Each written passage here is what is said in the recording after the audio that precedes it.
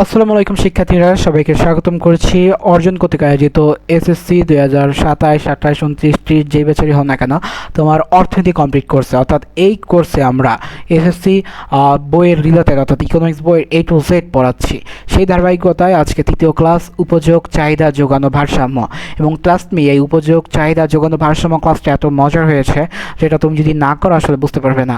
এবং এই ধারাবাহিকতায় এই যে ক্লাসটা আছে এইটার ফাউন্ডেশনটা আসলে এর আগে দুইটা ক্লাস হয়ে গিয়েছে। যারা আসলে দুইটা আগে ক্লাস করেছে তাদের অসংখ্য ধন্যবাদ, যারা করেনি তারা করে নিও।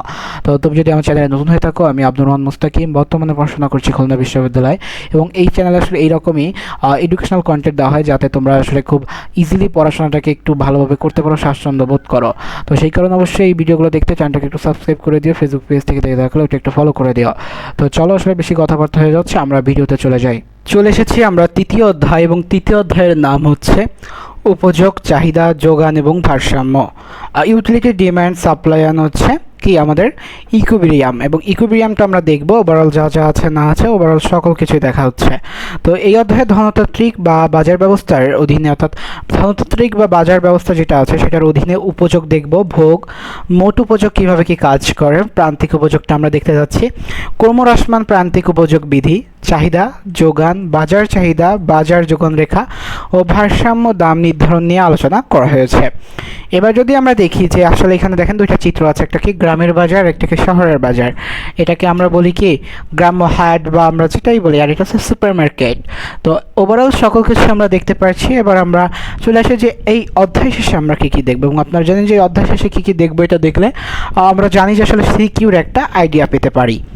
তো দেখতে পাচ্ছি আসলে এইখানে আমাদের বেশ কয়েকটি টপিক আছে, যেমন হচ্ছে উপযোগের ধারণা বর্ণনা করতে পারবে, দ্বিতীয়ত হচ্ছে উপযোগ ভোগ ভোক্তার মধ্যে সম্পর্ক নির্ণয় করতে পারবে, মোট উপযোগ যে প্রান্তিক উপযোগের সমষ্টি তা প্রমাণ করতে পারবে, ক্রমহ্রাসমান প্রান্তিক উপযোগ বিধি চিত্র সহকারে ব্যাখ্যা করতে পারবে, যেটা আসলে বলা যেতে পারে যে খুবই একটা গুরুত্বপূর্ণ প্রশ্ন।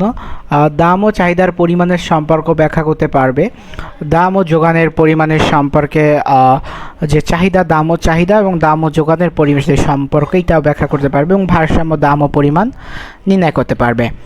তো আমরা দেখব যে উপযোগ ভোক্তা এবং ভোগ কীভাবে, ইউটিলিটি কনজামশন অ্যান্ড কনজিউমার। প্রথমত হচ্ছে একজন ব্যক্তি তার অসীম অভাব পূরণের জন্য গুরুত্ব অনুসারে দ্রব্য বা সেবা নির্বাচন করবে। এটা আমরা জানি যে আমরা ফার্স্ট অধ্যায় বা পড়েছি নির্বাচন, যেটা অর্থাৎ আপনি আপনার প্রায়োরিটি ওয়াইজ আপনি এটাকে সিলেক্ট করবেন, যে এটা টপ প্রায়োরিটি বা আপনার টপ প্রায়োরিটি লিস্টে কোনটা আছে। এখন আপনার অনেকগুলো আছে, আপনি কি সবগুলোকে প্রায়োরিটি লিস্টে একে রাখবেন না, কারণ কি আপনার সম্পদ সীমিত। তো এই যে সম্পদ সীমিত, এখন আপনার কাছে 10 টাকা আছে, আপনি 10 টাকায় কিনতে পারবেন 2টা মাল, কিন্তু আপনার লাগবে 3টা। এখন আপনি যে কোনো একটা তো বাদ দিতে হবে। এখন এই জিনিসটা বাদ দিবেন, এটাই আপনি কীভাবে বাদ দেবেন, আপনি প্রায়োরিটি করবেন যে আসলে এই যে 3টা জিনিসের ভিতরে আমার সব থেকে প্রথম জিনিস কোনটা, যেটা না হলে আমার হচ্ছেই না, অর্থাৎ এই টাকা দিয়ে আমার ওই জিনিসটা না গেলে আমার পরবর্তীতে হয়তো বা ক্ষতি হতে পারে। এরপর দ্বিতীয় এবং তৃতীয়ের ভিতর কম্পারিজন করবেন বা কম্পেয়ার করবেন যে আসলে এইটার ভিতর সব থেকে বেশি গুরুত্বপূর্ণ কোনটা আমার, যে 2 নাকি 3। যখন দেখবেন যে না আমার কাছে 2 বেশি গুরুত্বপূর্ণ, তখন কি 3 নম্বরটা আপনি বাদ দিতে যাচ্ছেন। তো এইভাবে আসলে মানুষের অভাব পূরণের ক্ষমতা বা উপযোগ ব্যবহার হয়ে থাকে। নিম্নে উপযোগ ভোগ ভোক্তার সংজ্ঞা ইত্যাদি দেওয়া হলো। তো প্রথমত হচ্ছে উপযোগ বলতে বোঝা যাচ্ছে ব্যক্তির বেঁচে থাকার জন্য অনেক দ্রব্য সামগ্রীর প্রয়োজন হয়, খাবার সামগ্রী, পরিধানের সামগ্রী সহ অনেক কিছুরই প্রয়োজন হয়। এগুলো না থাকলে আমরা স্বাভাবিক জীবনযাপন করতে পারি না, যেমন খাদ্য, বস্ত্র, বইপত্র, ডাক্তারের সেবা ইত্যাদি। আসলে এই প্রত্যেকটা জিনিসই আমাদের কি চাহিদা রয়েছে, এবং এইগুলোই আসলে আমাদের উপযোগ বলা হয়ে থাকে। অতএব অর্থনীতিতে উপযোগ বলতে কোনো একটি দ্রব্য বা সেবার যে অভাব পূরণের ক্ষমতা। এখন আপনি বলতে পারেন যে ডাক্তারের সেবা কী করে আমার অভাব পূরণ হচ্ছে। আচ্ছা লেটস গেস, আপনার একটা অসুখ হলো, আপনার জ্বর হলো। এখন আপনার জ্বর হওয়ার পর আপনার কি, এখন আপনার পরামর্শ প্রয়োজন। আপনার বেশ কয়েকদিন জ্বর হয়েছে, আপনি বাসায় বসে নাপা খাইছেন, আর প্যারাসিটামল যেটাই বলে এটা খাইছেন, খেয়ে কিন্তু আপনার কোনো উপকার হয় নাই। এখন আপনার কি পরবর্তী পদক্ষেপ কি, অবশ্যই কোনো ডাক্তার বা ভালো একজন চিকিৎসকের কাছে বা সার্টিফাইড যিনি আছেন ডক্টর তার কাছে যাওয়ার। তো এবং তার কাছে গেলেন, সে বলতেছে আচ্ছা আপনাকে কিছু টেস্ট দিচ্ছি, এই টেস্টটা করে আপনি এনশিওর হওয়া যাবে যে আপনার কোন অসুখটা হয়েছে। এবং টেস্টের রিপোর্ট আসে দেখা গেল আপনার হয়তো বা টাইফয়েড অথবা ডেঙ্গু যে কোনো টাইপের কিছু একটা রোগ হয়েছে। তো এই যে সেবাটা, এটা তো তিনি একটা তার প্রসেসে দিচ্ছে, এবং এই প্রসেসটা অর্থাৎ তার এই যে আপনার অভাব পূরণের ক্ষমতা, আপনি যে আপনার অসুখ কিন্তু আপনার ডাক্তারের যে ওষুধের যেই প্রেসক্রিপশন যেটা প্রেসক্রাইব করবে ওইটা যতদিন অবধি না কিন্তু আপনাকে করা হচ্ছিল, আপনি কিন্তু সঠিক আপনি জানেন যে আপনার সিম্পল অসুখ হয়েছে, but as doctor Cesc that আপনার হয় ম্যালেরিয়া, হয় ডেঙ্গু, নয় হয় আপনার টাইফয়েড, যে কোনো কিছু একটা হয়েছে। তো এইটাই আসলে উপযোগ ডাক্তারের ক্ষেত্রে কাজ করে থাকে। উপযোগ একটি ব্যক্তিগত মানসিক ধারণা, অর্থাৎ এখন আপনার যদি মনে হয় যে আর এই ডাক্তারের ওষুধে আমার কাজ হবে না, বা আপনি ডাক্তার গুলে খেলেও আপনার কাজ হবে না, অর্থাৎ আপনি একটা ডাক্তার কাছে গেলেন, আপনার মনেই হচ্ছে ডাক্তারকে দেখে যে কী ওষুধ দিবে, ওর কাছে তো কাজ হবে না। অথবা আপনি একটা টিচারের কাছে গেলেন, টিচার সে হয়তো বা আপনার শহরের বেস্ট টিচার, আর সে আপনার হয়তো বা একদম টপ নচ লেভেলের একজন টিচার, বাট সে যখন আপনাকে পড়াচ্ছে আপনার হয়তো বা তার কারণে তার ওয়ে অফ টিচিং আর ওয়ে অফ টকিং আপনার পছন্দ হয় নাই। তো আপনি বললেন যে ভাই এই টিচার যতই ভালো পড়াক আমার যাচ্ছে না এর সাথে। তো দেখবেন কি ওই টিচারকে যদি আপনাকে ওই যে ব্লিন্ডারে করে পিষে আপনাকে খেতে দেওয়া হয়, খাওয়ার পরও ওই টিচারের পর আপনার মাথায় আসবে না, মানে এতটা ভাবে আপনার উপযোগটা মানসিকভাবে কার্যকর। ভোগটা হচ্ছে প্রতিদিন আমরা ভাত খাই, মাছ, কলম, ঘড়ি, জামা কাপড় ইত্যাদি ব্যবহার করে থাকি এবং এগুলোকেই ভোগ, অর্থাৎ আপনি কনজিউমার অ্যাজ এ কনজামশন করতেছেন, এইটাকেই ভোগ বলা হয়। অতটা হাই লেভেল কিছু থিঙ্ক দরকার নেই। অ্যাজ এ কনজিউমার হয় না, we consume something, it's call consumer or consume, দুঃখিত, কনজিউম বলা হচ্ছে বা ভোগ বলা হচ্ছে। সো এখানে হচ্ছে ভোগ বলতে কিন্তু এগুলো নিঃশেষ করাকে বোঝায় না, দ্যাটস মিন এটাকে কিন্তু কখনোই আপনি ভোগ করলেন মানে এটা শেষ, সেটার পরবর্তীতে এইটা না। অর্থাৎ আপনি একটা জিনিস ব্যবহার করেছেন, সেটা পরবর্তীতে ব্যবহার করা যাবে না, এইটা আসলে অর্থনীতির ভাষায় ভোগ আসে না। কেন আমরা কোনো জিনিস ধ্বংস বা নিঃশেষ করতে পারি না, আমরা শুধু দ্রব্যগুলো ব্যবহারের দ্বারা এর উপযোগ গ্রহণ করতে পারি।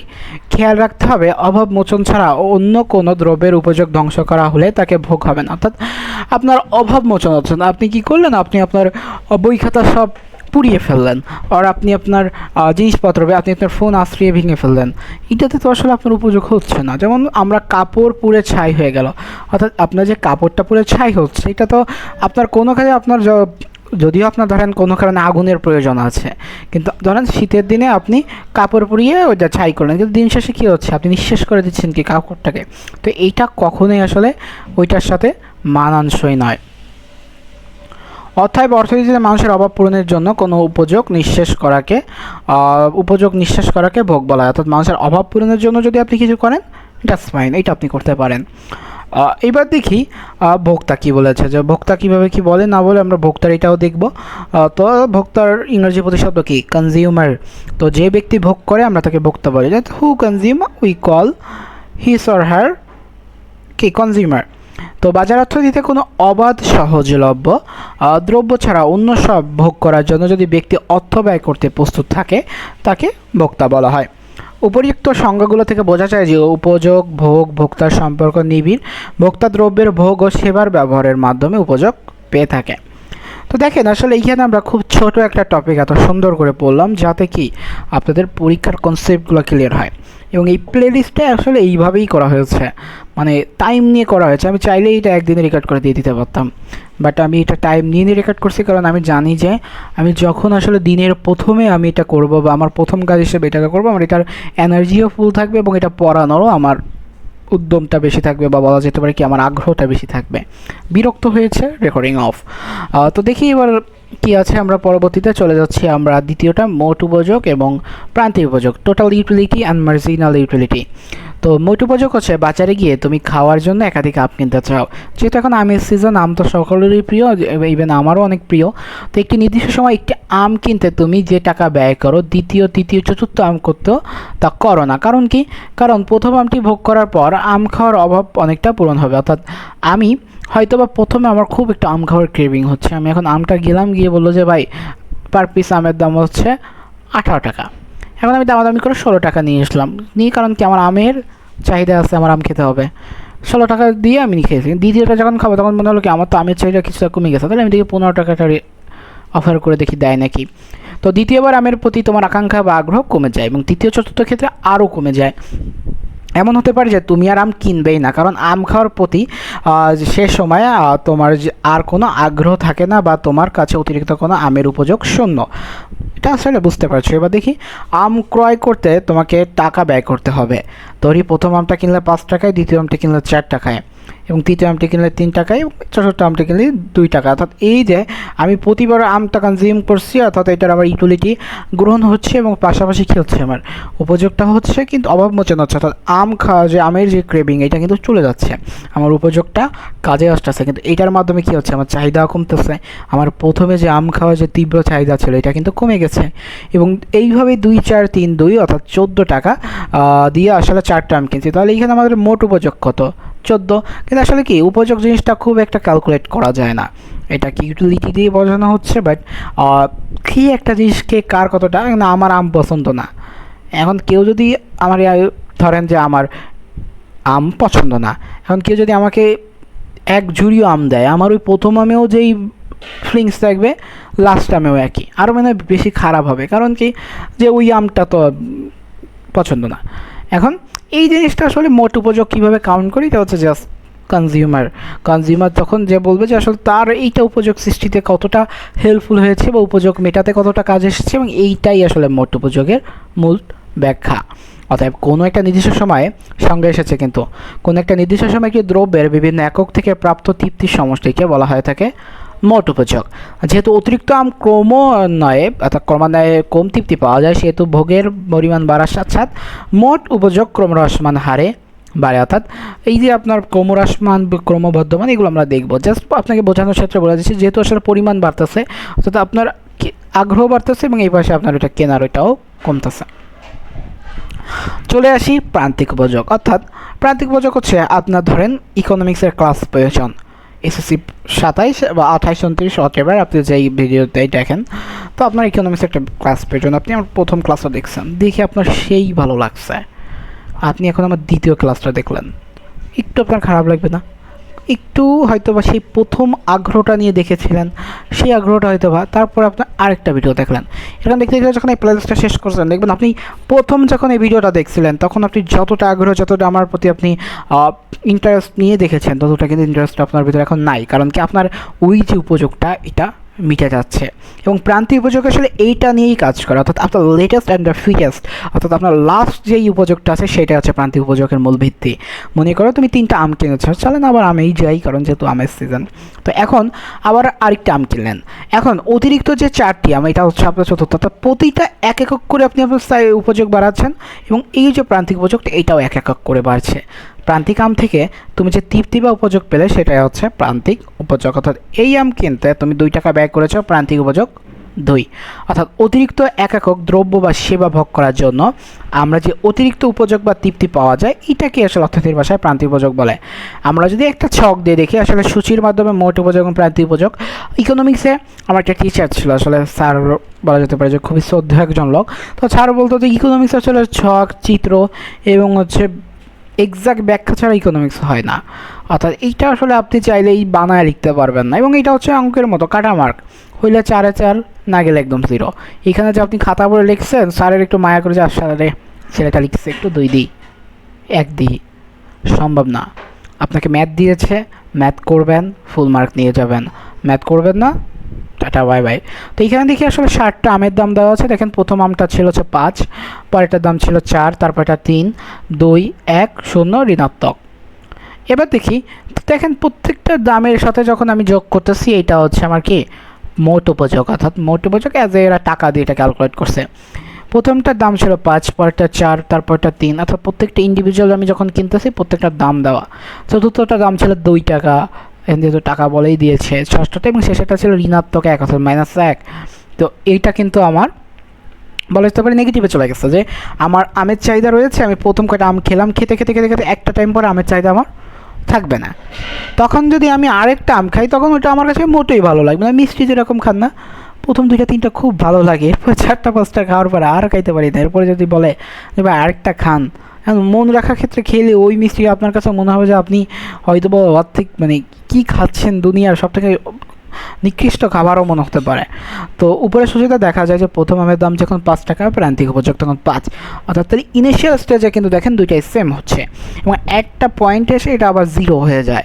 দ্বিতীয় আম কেনার পর এইভাবে আসলে এগুলো আছে, এবং সপ্তম আমে এটা ঋণাত্মক হয়েছে। উক্ত ছকে ভোগকৃত দ্রব্যের এটুকু পড়ে নেবেন, কারণ এখানে আসলে পড়ানোর কিছু নেই, এখানে রিডিং তো পড়াচ্ছি না, আপনাদের হচ্ছে অধ্যায়টা বিশ্লেষণ করে দিচ্ছি। তো আই গেস আমার খুব একটা রিডিংয়ের দিকে ফোকাস না করে আমার হয়তো বা থিওরির দিকে গেলে বা আপনার ব্যাখ্যার দিকে গেলে আপনাদের জন্য ভালো হবে। তো উক্ত ছকে দেখা যায় যে ভক্ষিত দ্রব্যের এককগুলো প্রাপ্ত উপযোগের সমষ্টি মোট উপযোগ এবং অতিরিক্ত এককের উপযোগ হচ্ছে প্রান্তিক উপযোগ। একদম ছোট এবং সংক্ষেপ একটা ব্যাখ্যা। তো এই যে দ্রব্যটি ভোগের পরিমাণ বৃদ্ধির সাথে মোট উপযোগ ক্রমহ্রাসমান হারে বাড়তেছে। অর্থাৎ ক্রমহ্রাস মানে কি? অর্থাৎ একটা নির্দিষ্ট হারে হারে কমতেছে। দেখেন এটা থেকে এক কমছে, এটা থেকে এক কমছে, এটা থেকে এক কমছে। তো এই যে নির্দিষ্ট হারে কমা এটাকে বলা হয় থাকে ক্রমহ্রাসমান। তো এই যে ক্রমহ্রাসমান এটা হচ্ছে মোট উপযোগের যখন সর্বোচ্চ হয়, প্রান্তিক উপযোগ তখন শূন্য হয়। দেখেন মোট উপযোগ যখন সর্বোচ্চ অর্থাৎ 15, প্রান্তিক উপযোগ শূন্য। এটা কিন্তু একটা থিওরি যে এটা রাস্তা তারা এক জায়গায় শুরু করছে, কিন্তু যখন আসলে এর সর্বোচ্চ চূড়ায় পৌঁছে গেছে ও তখন ওর সর্বোচ্চ তলানিতে চলে এসেছে। এবং বলা হচ্ছে মোট উপযোগ হ্রাস পেতে থাকলে প্রান্তিক উপযোগ ঋণাত্মক। এবার এখানে যখনই মোট উপযোগ হ্রাস পেয়েছে প্রান্তিক উপযোগ কিন্তু ঋণাত্মক হয়ে গেছে, -1। এখন দেখেন বলা হয়েছে মোট উপযোগ এবং প্রান্তিক উপযোগের পার্থক্য। আপনাদের দুইটা পার্থক্য তো ধরেই দিলাম। এই যে মোট উপযোগ যখন সর্বোচ্চ শূন্য হয় আর একটা কি প্রান্তিক ঋণ। এরকম আপনারা কয়েকটা পার্থক্য খুঁজে খুঁজে লিখবেন বা প্রথমে যেটা আছে অর্থাৎ A to Z পড়ে পড়ে লিখবেন। ক্রমহ্রাসমান প্রান্তিক উপযোগ বিধি, law of diminishing marginal utility. অর্থাৎ আমরা উপরে ছক থেকে দেখলাম যে বরাবরই আসলে যে আমটা খেলে এই যে আসলে নির্দিষ্ট হারে করে একটা কমছে এবং সূচিতে ষষ্ঠ পৃষ্ঠা আমের প্রান্তিক উপযোগ ছিল কত? হয়তো এরা বইতে ভুল বলছে 31 পেজ হবে, এখানে তারা 30 পেজ দিয়েছে। অর্থাৎ এইখানে ষষ্ঠ আমের এটা ছিল হচ্ছে 0 এবং এই 0 থেকে পরবর্তী আমটা কিন্তু মাইনাসে চলে গেছে এবং ঋণাত্মক বা যেটাকে আপনারা সহজে বলেন কি নেগেটিভ। অর্থাৎ একই জিনিস বারবার ভোগ করলে অতিরিক্ত উপযোগ ক্রমান্বয়ে কমতে থাকে এবং সুতরাং ভোক্তা কোনো একটি দ্রব্য যত বেশি ভোগ করবে তার কাছে ওই দ্রব্যের প্রান্তিক উপযোগ তত বেশি কমে যেতে থাকে।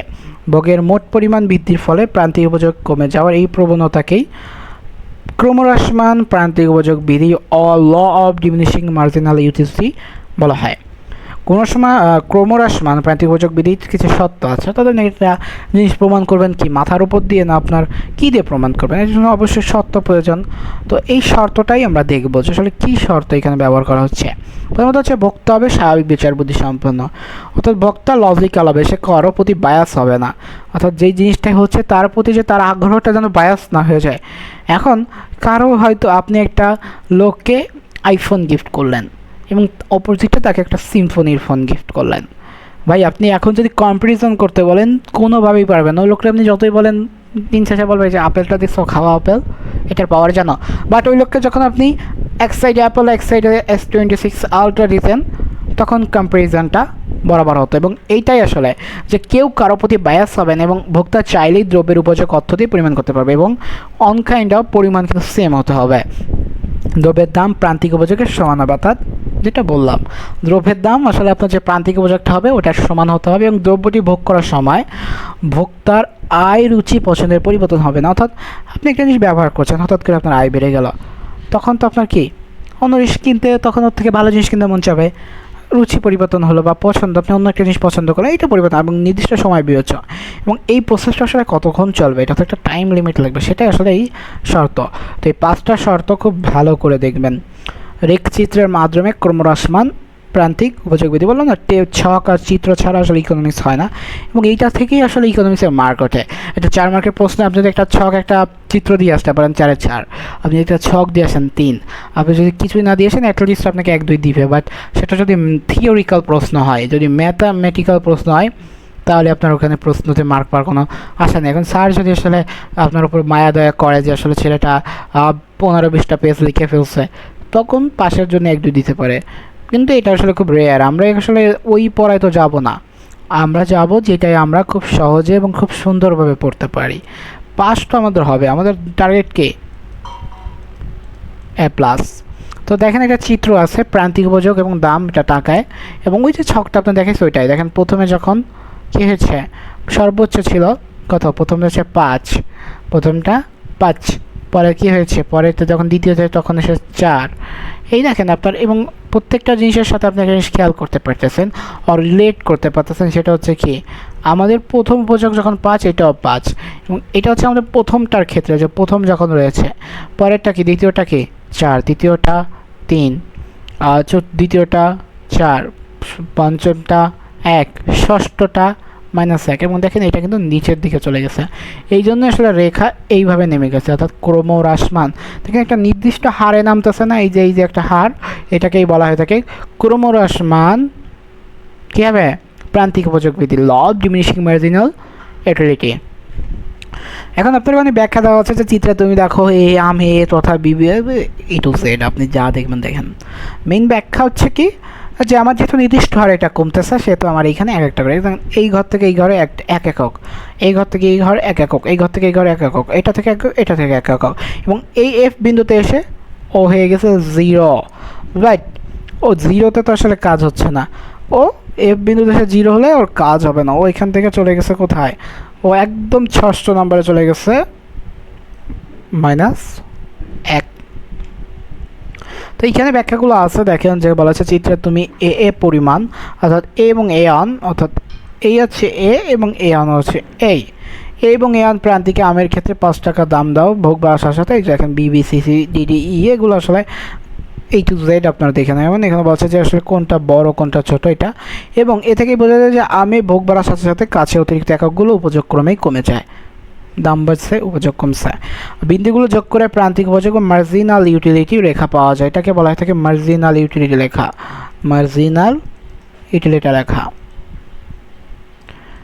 ইউটিলিটি রেখা।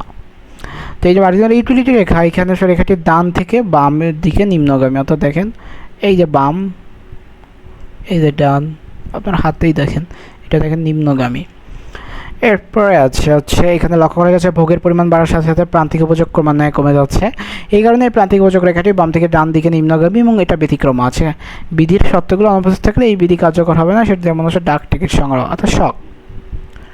চাহিদা আর ডিমান্ডে দেখি আমাদের দৈনন্দিন জীবনে অনেক কিছু পেতে চাই, যেমন গাড়ি, সুন্দর বাড়ি, উন্নত খাবার ইত্যাদি। তো আমাদের সব আকাঙ্ক্ষা কিন্তু চাহিদা নয়।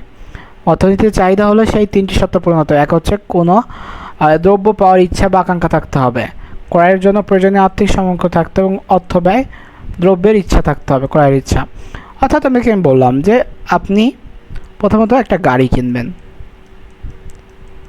এখন প্রথম যেটা সেটা হচ্ছে কোনো জিনিস পাওয়ার ইচ্ছা বা আকাঙ্ক্ষা। এখন গাড়িটা কেনার যদি আপনার ইচ্ছা বা আকাঙ্ক্ষাই না থাকে, তো আপনি গাড়িটা কেন কিনবেন, তাই না? দ্বিতীয়টি হচ্ছে ক্রয়ের জন্য প্রয়োজনীয় আর্থিক সাহায্য। এখন যে আসলে খুবই নিম্নবিত্ত বা ধরেন যে ভিক্ষা করে তার জীবিকা নির্বাহ করে, এখন সে যদি চিন্তা করে যে আমার বাসা থেকে আসতে সকালবেলা লেট হয়ে যায়, আমি একটা মার্সিডিজ করে আমি সকালে ভিক্ষা করতে আসবো, অবাস্তব কথা না, কারণ তার কাছে তো জীবিকা নির্বাহের টাকা নেই, তো সে এখন গাড়ি কিনবে। এর জন্য অবশ্যই আপনাকে সেটা কেনার টাকা থাকতে হবে। তৃতীয়ত হচ্ছে অর্থ ব্যয় করে দ্রব্যের ইচ্ছা, অর্থাৎ আপনার গাড়ি কেনার ইচ্ছাও আছে, আপনার মনে হচ্ছে যে একটা গাড়ি হলে ভালো হয়, আপনার ব্যাংকে 80 লাখ টাকাও আছে, বাট আপনি হচ্ছে কি হার কিপটা লোক, আপনার মনে হচ্ছে কি যে না থাক, ব্যাংকে পড়ে আছে, মাস শেষে 8-10 হাজার টাকা পাচ্ছি, কী দরকার শুধু শুধু টাকাগুলো উঠে একটা গাড়ি কিনা, আর গাড়ি কিনে খরচ ওই থাকুক থাকুক না, কী দরকার এত টাকা খরচ করার। তো এইটাই হচ্ছে আসলে আপনার ডিমান্ডের লাস্ট শর্ত, সেটা হচ্ছে ক্রেতার আসলে যে পণ্যটা কিনবে সেটা কেনার যদি তার ইচ্ছা থাকে, সামর্থ্য নিজস্ব মূল্য থাকে, এইগুলো আসলে তার ইচ্ছা থাকলে এইগুলো সে কি এটাই ডিমান্ড হবে। অর্থাৎ সুতরাং কোনো ক্রেতার একটি পণ্য নির্দিষ্ট সময় কেনার আকাঙ্ক্ষা, সামর্থ্য বা নির্দিষ্ট মূল্য দ্রব্যটি ক্রয় করার ইচ্ছা থাকলে অর্থনীতিকে তাকে ডিমান্ড বলা হয়। চাহিদা বিধি কি? চাহিদা বিধি হচ্ছে তোমার মা তোমার বাবাকে বাজার থেকে মাছ আনতে বললো, ইলিশ মাছ জাতীয় মাছ। বাজারে এসে তোমার বাবা বিরক্তিকর সাথে বললেন ইলিশ মাছের দাম বেশি তাই কেনা সম্ভব না। দাম বেড়ে যাওয়ায় তোমার বাবার ইলিশ মাছের চাহিদা নেই বা কমে গেছে, অর্থাৎ দামের উপর তাহলে কি চাহিদা কাজ করছে না? দেখো তুমি যদি খুবই আপডেটেড থাকো, তারপর আমি তোমাকে একটা উদাহরণ দিই, সেটা হচ্ছে তোমরা অনেকেই তো গেমিং প্ল্যাটফর্ম স্ট্রিম চেনো, তো স্ট্রিমে একটা গেম আছে সেটা হচ্ছে FIFA 26, ফুটবলের গেম। তো এই FIFA 26 যখন মার্কেটে আসে তখন এটার দাম ছিল হয়তো বা $40 থেকে $60 ভিতর, আই ডোন্ট নো, আমার মনে নাই। বাট হঠাৎ করে স্ট্রিম গত সপ্তাহে একটা অফার দিয়ে দিল মাত্র আপনার $1 বা $2। এখন লোকজন হুমড়ি খেয়ে পড়ছে, অর্থাৎ এটা হচ্ছে ভারতীয় রুপিতে তারা কিনছিল। যাই হোক, তো এইটা কি এতদিন $60 ছিল, আমারও কিনতে মন চাইছিল, পরে আমি চিন্তা করলাম কী দরকার, বাদ দিই, খালি খালি টাকা নষ্ট। তো এইগুলোই আসলে চাহিদা বিধির মূল কাজ। অর্থাৎ চাহিদা বিধি হচ্ছে একদিন আপনার এই যে বাবা আবার 2টি ইলিশ নিয়ে বাড়ি আসলো এবং হাসিমুখে বলে আজকে ইলিশ মাছের দাম কম তাই 2টা নিয়ে এসেছি। অর্থাৎ চাহিদা, তাহলে দেখেন দাম বাড়ছে চাহিদা কমছে, দাম কমছে, চাহিদা বাড়ছে। অর্থাৎ চাহিদা বৃদ্ধির সূত্র হচ্ছে আমরা বুঝতে পারি অন্যান্য অবস্থা অপরিবর্তিত রেখে কোনো নির্দিষ্ট সময়ে পণ্যের দাম কমলে চাহিদার পরিমাণ বাড়ে, আবার দাম বাড়লে চাহিদার পরিমাণ কমে। অর্থাৎ দাম ঊর্ধ্বমুখী, চাহিদা নিম্নমুখী, দাম নিম্নমুখী, চাহিদা ঊর্ধ্বমুখী। দামের চাহিদা আর এরূপ বিপরীত সম্পর্কে চাহিদা বিধি বলে। অর্থাৎ এই যে এখন যদি চাহিদা বিধি কি প্রশ্ন আসে, আর যদি না পারেন অনলাইনে কিন্তু অর্ডার করে মাইর পাঠাবো। তো অন্যান্য অবস্থা অপরিবর্তিত বলতে বোঝানো হচ্ছে যে ক্রেতার রুচিও সেম থাকবে, অভ্যাস পছন্দের কোনো পরিবর্তন হবে না এবং ক্রেতার আয় বিকল্পের দ্রব্যের দাম অপরিবর্তিত থাকবে। অর্থাৎ অন্যান্য অবস্থার পরিবর্তন হলেও চাহিদা বৃদ্ধি কার্যকর হয় না। চাহিদা রেখাটি ডানে থেকে বামে স্থানান্তরিত হয়। এটা স্পিন হচ্ছে ডান থেকে বাম। আমরা দেখব চাহিদা সূচি থেকে চাহিদা রেখা অঙ্কন, এটা আসে পরীক্ষায় রে ভাই। তো চাহিদা বিধি আমরা দেখেছি দামের সাথে চাহিদার বিপরীত সম্পর্ক, অর্থাৎ দ্রব্যের দাম বলে চাহিদার পরিমাণ কমে, দ্রব্যের দাম কমলে চাহিদার পরিমাণ বাড়ে। এ ধরনের যদি সূচির মাধ্যমে প্রকাশ করা হয় তাহলে চাহিদা সূচি বলে। চাহিদা সূচির সংজ্ঞা পালেন। অতএব একটি নির্দিষ্ট সময় নির্দিষ্ট দাম বা কোনো দ্রব্যের কী পরিমাণ চাহিদা হয় মেধা তালিকার মাধ্যমে প্রকাশ করা হলো। দুঃখিত, মেধা তালিকা না, তালিকার মাধ্যমে প্রকাশ করা হলো। চাহিদা সূচি বা চাহিদা তালিকা যদি দেখি, যেখানে দেখেন দাম 8 টাকা, চাহিদা 4, দাম 6 টাকা, চাহিদা 8, দাম 4 টাকা, চাহিদা 12, দাম 2 টাকা, চাহিদা 16।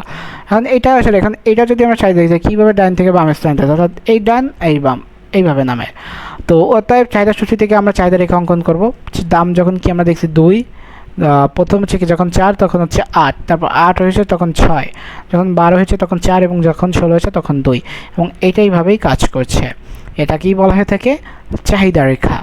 চাহিদা রেখার পূর্বেই যে দেওয়া আছে ও এক্স অক্ষ ছিল, অক্ষ বরাবর অম্ব, এবং ও আই অক্ষ বরাবর হচ্ছে দ্রব্যের দাম দেখানো হয়েছে, এবং দ্রব্যের এইখানে এ টু জেড যা যা আছে এগুলো আপনাদের পড়তে হবে এবং লিখতে হবে। এগুলো লিখতে হয় যে আপনি কোন এককে কী ধরছেন না ধরেছেন, এটা স্যার বা আমি কী করে বুঝবো? আমি যদি স্টুডেন্ট হই, যারা আমি যে স্টুডেন্ট টিচার দেখতে টিউটর, আপনি আমার কাছে পড়েন, আমাকে যদি আপনি ব্যাখ্যাগুলো না দেন আমি কী করে বুঝবো? এইভাবে আমরা চাহিদা বিধি অনুযায়ী চাহিদা সূচি রেখা অঙ্কন করতে পারি। উল্লেখ্য আমরা এখানে স্বাভাবিক দ্রব্যের চাহিদা রেখা অঙ্কন করেছি। বাজারে চাহিদা রেখা অঙ্কন হচ্ছে একজন চাহিদা রেখা সূচি থেকে ব্যক্তিগত চাহিদা রেখা অঙ্কন করা হয়, তেমনই বাজার চাহিদা রেখা অঙ্কন করা সম্ভব। বাজারে নির্দিষ্ট দামে সব ভোক্তার ব্যক্তিগত ভিন্ন ভিন্ন পরিমাণ চাহিদা সমষ্টিকে বলা হয় বাজার চাহিদা। অর্থাৎ একজনের তো একই চাহিদা থাকবে না, ভাই আমার জিনিসটার চাহিদা আছে আপনার সেটা থাকবে না। অর্থাৎ কিন্তু বাজার তো আসলে আমার একার প্রতি নির্ভরশীল না, আমার একার প্রতি নির্ভরশীল, বাজার হচ্ছে সকলের প্রতি নির্ভরশীল। এখন মেইন কাহিনী হচ্ছে এইটা কিভাবে কাজ করে এবং এইটা কীভাবে কি করে, এটার জন্য মেইন কাজ, এবং এই জিনিসটাই হচ্ছে আমাদের চাহিদা রেখা অঙ্কন দেখতে হবে, এবং এটা নিয়ে সকল প্রসেস আমরা এবার লক্ষ্য করব। তো যারা খাতা কলম রেডি করেন না এতক্ষণ, এখন কিন্তু রেডি করতে হবে। তাহলে আমরা দেখি যে আসলে কীভাবে কি কাজ করছে। তো বাজার চাহিদা সূচিটা কীভাবে কাজ করেন দেখেন, দ্রব্যের দাম দেওয়া আছে, প্রথম ভোক্তা দ্রব্যের একক এবং দ্বিতীয় ভোক্তা। এখানে দেখতে প্রথম জনের হচ্ছে যখন দাম ছিল 6 তখন 5 এবং 10 মিলিত হয়ে হচ্ছে 15, যখন 4 ছিল 10 15 হচ্ছে 25, 2 ছিল 20 আর 20 বা 15 এবং 20 হয়ে যাচ্ছে 35। অতএব এখানে প্রথম এবং দ্বিতীয় ভোক্তার চাহিদা দেখানো হয়েছে এবং দুজন ভোক্তার ব্যক্তিগত চাহিদা থেকে কীভাবে বাজার চাহিদা তৈরি হয় তা দেখানো হয়েছে। বাজারে কোনো দ্রব্য বিভিন্ন দামে বিভিন্ন ব্যক্তি যে পরিমাণ ক্রয় করতে ইচ্ছুক বা প্রস্তুত থাকে তার সমষ্টিকে বা চাহিদা রেখাকে সাহায্যের মাধ্যমে দেখানো হলে এটাকে আসলে বাজার চাহিদা রেখা বলা হয়। প্রথম এবং দ্বিতীয় ভোক্তার চাহিদা রেখা পাশাপাশি যোগ করে বাজার চাহিদা রেখা অঙ্কন করা হয়। দেখেন প্রথম ভোক্তা যিনি আছেন তার ওয়াইজ যদি বাজার রেখা আঁকা হয় এটা এইভাবে হচ্ছে, দ্বিতীয় দিয়ে এবং বাজারের পরিমাণ যদি আমি কোয়ান্টিটি ওয়াইজ করি, এবং এইগুলাই কিন্তু পরীক্ষায় আসে। তো আপনারা এই রেখাগুলো খুব ভালো করে রাখতে পারেন। রেখাগুলো আঁকা খুব সহজ। একটা প্রান্তে আপনি নেবেন হচ্ছে দ্রব্যের দাম এবং একটা প্রান্তে নেবেন আপনি হচ্ছে আপনার যে পরিমাণ। এবার আপনি একক ধরবেন, টানবেন, প্রথমটা হয়তো বা লাস্টে যে টিকবে, তারপরটা হয়তো এইভাবে আসবে, তারপরটা হয়তো এইভাবে আসবে, এবং লাস্টের রেখাটা এরকমভাবে চলে যাবে। আমরা আঁকছি তো এইভাবে। আপনি একটা জিনিস চিন্তা করেন যে মানুষ কনফিউশনের পরে কতটা সমস্যায় পড়ে। আমি আপনার ওটাকে কি বলে, আপনাদের অর্থনীতিতে খুবই একটা পরিচিত সুযোগ ব্যয়, প্রোডাকশন পসিবিলিটি কার্ভ, দুঃখিত, প্রোডাকশন পসিবিলিটি কার্ভ। তো আমরা ওইটা যখন করতে গেছিলাম আমার অলমোস্ট 30 মিস্টেক আর 40 মিস্টেক ছিল আমার এক্সামে, কজ আমি কনফিউশন হয়ে গেছিলাম। তো এই চিত্রগুলো ভাই খেয়ে ফেলতে হবে একদম, বলতে গেলে যে ওই হরলিক্স বা দুধ বা চার সাথে যে বিস্কিট ভিজিয়ে খান, চিত্রগুলো এরকম নিয়ে খেয়ে ফেলবেন, কজ এই জিনিসগুলো খুব বেশি আসে। এবং এরপর দেখি যে যোগান আর সাপ্লাই, এটা হচ্ছে হাউ ইটস ওয়ার্ক। এবং এখানে দেখেন বাজারে চাহিদা রেখা ব্যক্তিগত চাহিদা রেখা থেকে একটু ফ্ল্যাট আর অর্থাৎ একটু ফ্ল্যাট দেখা যাচ্ছে, এটা দেখেন একটু খারাপ, বাট এটা একটু ফ্ল্যাট, কজ এইখানে যে মানগুলো একটু বেশি বেশি হচ্ছে কজ সকল ভোক্তার জিনিসটা যোগ করতেছে এবং ভোক্তারটা যখন যোগ হচ্ছে তখন কী হচ্ছে, পরিমাণটা বাড়ছে, তাই না? হ্যাঁ, এবার দেখি যোগানটা কীভাবে কাজ করে। বাজারে গেলে আমরা দেখব বিক্রয়ের জন্য বিভিন্ন দ্রব্য বিক্রেতাগণ দোকানে সাজিয়ে রাখছে। সব জিনিস আপনার প্রয়োজন না, বাট কারো না কারো প্রয়োজন, এই জন্য তো সাজিয়ে রাখছে। তো তবে এটাকে যোগান বা সরবরাহ বলে না, বললাম না যে আপনার তো জিনিসটা প্রয়োজন না, বাট কারো না কারো প্রয়োজন, তো তার কাছে একটা যোগান বা চাহিদা। অথচ যোগান বলতে একজন বিক্রেতা একটি দ্রব্যকে বাজার পরিমাণ নির্দিষ্ট সময় এবং নির্দিষ্ট দামে ক্রয় বিক্রয় করতে ইচ্ছুক থাকবে তাকে যোগান বলে। আচ্ছা, অথচ বাজার বাজার বাজার বলি, বাজারের ব্যাখ্যা কী বলেন তো, কমেন্টে করেন। বাজার হচ্ছে যে একটা বাজার থাকবে যেখানে আসলে ক্রেতা এবং বিক্রেতা বিদ্যমান থাকবে এবং তাদের ভিতর দর কষাকষির মাধ্যমে একটা নির্দিষ্ট দামে নির্দিষ্ট এই যে কেনা বেচা লেনদেনটা হবে, এটাকে আসলে অর্থনীতির ভাষায় বাজার বলে। এখানে কোনো পক্ষে আসলে ডমিনেন্স থাকবে না, অর্থাৎ না ক্রেতা না বিক্রেতা। একটি দ্রব্যের কি নির্দিষ্ট সময়ে কি নির্দিষ্ট দাম এখানে বিবেচ্য। অতএব উৎপাদক বা বিক্রেতা বিভিন্ন দামে যে পণ্যের পরিমাণ ক্রয় করতে ইচ্ছুক তাকে অর্থনীতি থেকে যোগান বা সাপ্লাই বলে। যোগান বিধি কি, আমরা প্রতিনিয়ত বাজারে জিনিসপত্র ক্রয় বিক্রয় করে থাকি। একজন বিক্রেতা কখন তার দ্রব্যটি বিক্রয় করতে আগ্রহী হবেন, অবশ্যই দ্রব্যের দাম যখন বাজারে সবচেয়ে বেশি হবে, তো তখন একজন বিক্রেতা তার পণ্য বিক্রয় করবেন। ধরেন আলুর কেজি কি 15 টাকা, তখন বিক্রেতা 2 কুইন্টাল আলু বিক্রয় করে। দাম যখন 20 টাকা হয়ে যায় তখন পরিমাণে বেশি সরবরাহ করতে চায়, কিন্তু চাহিদা যত বেশি যখন যোগান করে, তাই না? এবং যখন কুইন্টাল হবে যখন সরবরাহ হবে 30 কুইন্টাল, দ্রব্যের দাম বৃদ্ধির সাথে সাথে পরিমাণ বাড়ে এবং দাম কমার সাথে সাথে দ্রব্যের যোগানের পরিমাণ কমে। অর্থাৎ এটা হচ্ছে সমমুখী, দাম বাড়ছে যোগান বাড়ছে, দাম কমছে যোগান কমছে। দাম যেদিকে পরিবর্তিত যোগানও সেদিকে পরিবর্তিত হয়। অর্থাৎ অন্যান্য অবস্থা অপরিবর্তিত থাকলে, যেমন উপকরণ, দাম, প্রযুক্তি স্থির স্বাভাবিক সময় বিবেচিত হয়। দাম বৃদ্ধি পেলে যোগানের পরিমাণ বৃদ্ধি পায় এবং দাম হ্রাস পেলে যোগানের পরিমাণ হ্রাস পাচ্ছে, এবং দামের সঙ্গে যোগানের প্রত্যক্ষ সম্পর্ককে বলা হয়ে থাকে যোগান বিধি। অন্যান্য অবস্থা পরিবর্তিত হলে যোগান বিধিটি কার্যকর হয় না।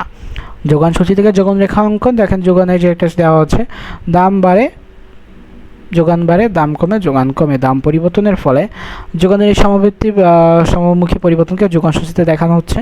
দেখেন 10 10 20 20 30 থেকে 40 40 এইভাবে আছে। এখন এটা থেকে যোগান রেখা কীভাবে হয়, যোগান রেখা হচ্ছে জাস্ট এরকম হয় এই, এবং এইভাবে উঠেছে। তো দেখি কোনো দ্রব্যের দাম বাড়লে পরিমাণ বাড়ে এবং দাম কমলে পরিমাণ কমে। এই দাম পরিবর্তনের ফলে যোগানের যে সমমুখী পরিবর্তন হয় তাকেই বলা হয়ে থাকে যোগান রেখা। এবং যোগান রেখা এখানে অঙ্কন করা আছে, এটি একটি যোগান রেখা। দেখেন 1 মিনিট পজ নিচ্ছে বা 20 সেকেন্ড পজ নিচ্ছে, আপনারা দেখেন যে কীভাবে কী কাজ করছে। প্রথমত কি, এই দেখেন 10 10 20 20 30 30 40 40, এবং প্রত্যেকটা যখন আমি টান দিচ্ছি, এখন মনে হতে পারে ভাই 0 থেকে কেন টান দিই না, কারণ এটা 0 থেকে শুরু হয় নাই, 1 থেকে হয়েছে, একটু উপর থেকে, বোঝা বিষয়। তো বাজার যোগান রেখা অঙ্কন দেখে একটি নির্দিষ্ট সময় যখন একজন বিক্রেতা বিভিন্ন দামে বিভিন্ন পরিমাণ দ্রব্য যোগান দান করে তাকে হচ্ছে ব্যক্তিগত যোগান বলে। অন্যদিকে নির্দিষ্ট সময় একটি দ্রব্যের বিভিন্ন দামে বাজারের সব বিক্রেতা যেসব দ্রব্য যোগান দেন তাকে বাজার যোগান বলে। অনেকগুলো 1 মার্কের প্রশ্ন আর এমসিকিউ কিন্তু বের করে দিচ্ছে। সব বিক্রেতা ব্যক্তিগতভাবে যোগান সূচি যোগ করে বাজার সূচি বাজার যে যোগান সূচি আছে এটা তৈরি করে। যেমন কি এখানে আছে 10 100, দ্বিতীয় বিক্রেতার 50, 150 হচ্ছে 150 175 225 200 100 300। দেখেন এই রেখাটা কত সুন্দর উঠছে, এইটা একটু চিপায় উঠছে, আবার এইটা একটু পারফেক্ট শেপে আছে, কারণ কি এটা প্রথম বিক্রেতা, দ্বিতীয় বিক্রেতার এবং বাজার যোগান, অর্থাৎ এই দুইটা যোগ করে যেটা এসেছে সেটা হচ্ছে এইটা। ভারসাম্য দাম এবং পরিমাণ, ওই স্থিতিস্থাপকতা বলা যেতে পারে যাকে ইলাস্টিসিটি। যোগান সূচি এবং যোগান রেখার মধ্যে 3টি পার্থক্য পড়বেন। যে এই যে প্রথমত কি, বাজারে যোগান রেখাটি ব্যক্তিগত যোগান রেখার তুলনায় ফ্ল্যাটার হয়। এটা আমরা ওইখানে পড়েছি, কারণ ফ্ল্যাটার কেন হয়, যেহেতু অনেকগুলো যোগ করছি, যোগ করলে একটু ফ্ল্যাটার হবেই। তো ব্যক্তিগত যোগানগুলো রেখাগুলোর তুলনায় বেশি ফ্ল্যাটার, তো এটা হবেই। তো বাজারে একটি সাধারণ দৃশ্য, ক্রেতা বিক্রেতার দ্রব্যের দাম দর কষাকষি করা। ক্রেতা চেষ্টা করে আসলে তার সর্বনিম্ন দামে দ্রব্যটি করবে এবং বিক্রেতা চায় সর্বোচ্চ দামে বিক্রি করতে। এটাই আসলে ক্রেতা বিক্রেতার দর কষাকষির মাধ্যমে যে নির্ণয় হয় সেটা হচ্ছে চাহিদা যোগান পরস্পর সমান হয়, এবং যেই দামে দ্রব্যটির চাহিদা যোগান সমান হয় সেটাকে বলা থাকে ভারসাম্য দাম। অর্থাৎ আমি জিনিস কিনতে গেলাম, ওই লোক বললো 10, আমি বললাম 4, শেষে বললো আচ্ছা ভাই আপনারও থাকুক আমারও থাকুক, আপনি 6 টাকা দেন, তখন এই জিনিসটা কি একটা মানানসই হয়। তো নির্দিষ্ট একটা জিনিস দেখেন, 5 দ্রব্যের দাম যখন 5, দ্রব্যের চাহিদা তখন 6, দ্রব্যের যোগান 2, অর্থাৎ 6 আর 2 যখন 10, তখন চাহিদা 4, যোগান, অর্থাৎ যখন এই দামটায় বাজার যেই চাহিদা আছে সেটা কমপ্লিট হচ্ছে, এবং এটা হচ্ছে দাম যখন 15, চাহিদা 2, যোগান হচ্ছে 6, এত বেশি। এবং দেখেন এখানে একটা রেখা দেওয়া আছে, এইটাকে বলা হয়ে থাকে হচ্ছে ইলাস্টিসিটি রেখা। এবং এখানে দেখেন প্রথমটা যেটা আছে সেটা কি, প্রথম যখন 6 ছিল, 6 থাকলে কত হচ্ছে 2, 2 থাকলে 6, তাই না? এরপর এটা কি 4, 4 থাকলে 10, তারপরে 6 থাকলে 15। এইভাবেই তো কাজ হচ্ছে। তাহলে 5, 10, 15 কীভাবে কী দাম হচ্ছে, এই পাশের দাম আর এই পাশের চাহিদা যোগানের পরিমাণ। প্রথমে 2, তারপর 4, তারপরে কি 6। এই দ্বারা আসলে ভারসাম্য দাম এবং ভারসাম্য পরিমাণ নির্ণয় করা হচ্ছে। চিত্রে দেখা যখন দাম 5 টাকা তখন চাহিদা পরিমাণ 6 টাকা এবং যোগানের পরিমাণ হচ্ছে 2 একক, অর্থাৎ এক্ষেত্রে কি চাহিদা বেশি যোগান কম। আবার অন্যদিকে যখন 15 টাকা তখন কি যোগান বেশি চাহিদা কম, কিন্তু দ্রব্যটি যখন 10 টাকা তখন দুইটাই সমান, এবং এইটাই হচ্ছে চাহিদা বিধি বা সিসিটি অফ ডিমান্ড কাজ করে থাকে এইভাবে। তাহলে আমরা ওভারঅল সকল কিছু বুঝলাম, এবং কোনো কিছু যদি ভুল থাকে, ভুল ত্রুটি থাকে, আসলে বলা যেতে পারে যে পড়ার ফ্লোতে ভুল পড়িয়ে ফেলেছি, এই কারণে আন্তরিকভাবে দুঃখিত। আপনারা আমাকে সংশোধন করে দিবেন, কারণ মানুষ মাত্রই ভুল। তো এই ছিল আজকের ক্লাস, দেখা হচ্ছে অন্য কোনো ক্লাসে। এই ছিল আজকে ভিডিওটি কেমন লেগেছে অবশ্যই জানতে ভুলবে না। পাশাপাশি যে জিনিসটা সেটা হচ্ছে কি, উপযোগ চাহিদা যোগান ও ভারসাম্য সম্পর্কে আর যদি কোনো কিছু ল্যাকিংস থাকে সেটা অবশ্যই আমাকে কমেন্টে বা আমার ইনবক্সে জানাতে পারো। এছাড়া যদি তোমরা চ্যানেলটা সাবস্ক্রাইব না করে থাকো অবশ্যই সাবস্ক্রাইব করে দিও, পাশাপাশি ফলো তো করবেই। এগুলো আসলে করলে যেটা হয়, চ্যানেলে আসলে লোকজন দেখতেছে, এঙ্গেজিং হচ্ছে, এটা আমাকে খুব মোটিভেট করে। আর ক্লাসের এর পরবর্তীতে আমরা অন্যান্য অধ্যায়গুলো দিয়ে দেবো, একদম 10 অধ্যায় অবধি প্রত্যেকটা ক্লাস তোমরা পেয়ে যাবে। এবং এর মাধ্যমে যেটা হবে সেটা হচ্ছে তোমাদের ইকোনমিক্সের জন্য আর কারো মুখাপেক্ষি হতে হচ্ছে না। তো সেই জন্য প্রত্যেকে আসলে ভালো করে পড়াশোনা করবে। দেখা হচ্ছে পরবর্তী ক্লাসে। সব সুস্থ থাকো, সুন্দর থাকো, পড়াশোনার সাথে থাকো। আসসালামু আলাইকুম।